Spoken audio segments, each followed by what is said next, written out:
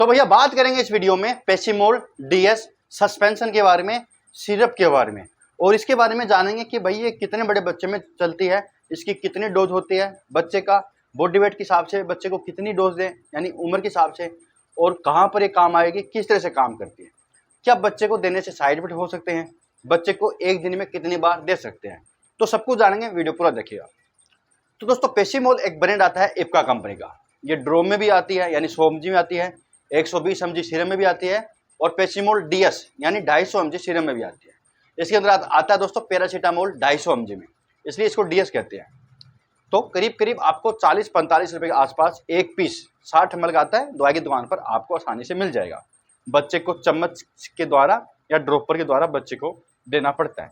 इसके साथ कोई ड्रॉपर फ्री नहीं आता, अगर आपके पास घर पे रखा है तो आप उससे भी मेजरमेंट करके दे सकते हैं, क्योंकि वो 1 ml का आता है। अगर डॉक्टर ने 1 ml दिया है तो 1 ml का पूरा ड्रॉपर आप बच्चे को पिला सकते हैं।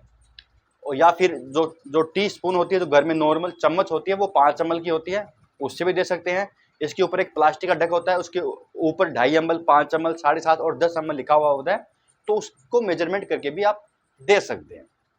या फिर जो प्लास्टिक ढक होता है ना, अगर डॉक्टर ने 5 ml दिया है तो वहाँ 5 ml फिर आप वहाँ से लेके चम्मच में डाल के बच्चे को दे सकते हैं।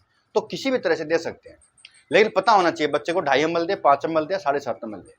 तो पैरासीटामोल इसके अंदर आता है, इसके बारे में समझते हैं पहले, बाद में डोज जानेंगे।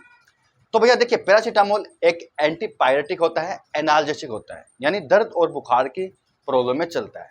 बच्चे के कई बार क्या है कि दोस्तों मौसम चेंज होने से, जुकाम लगने से, या कोई वायरल हो गया है बच्चे के फ्लू हो गया है, या फिर टाइफाइड बुखार, यानी किसी भी कारणवश अगर बच्चे के बुखार आ रहा है, फीवर आ रहा है, तो उस फीवर को कम करने के लिए पैरासीटामोल दिया जाता है, और ये हमेशा डॉक्टरी सलाह से ही देना चाहिए।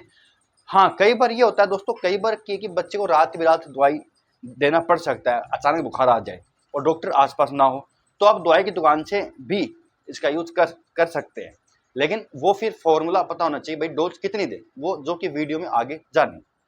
हालांकि अगर डॉक्टर के पास जा सकते हो तो डॉक्टर के पास ही जाना चाहिए, नहीं जा पाते, बहुत इमरजेंसी है, तभी ये देना है घर पर, ऐसे नहीं देना है।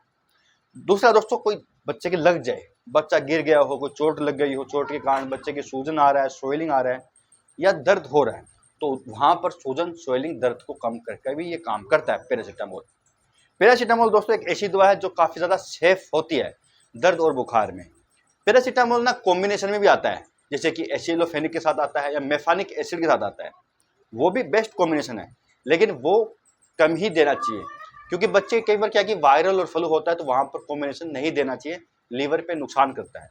प्लेन पैरासीटामोल सबसे बढ़िया होता है, आपके डॉक्टर ने जो भी दिया ना वही देना है। तो समझते हैं डोज के बारे में।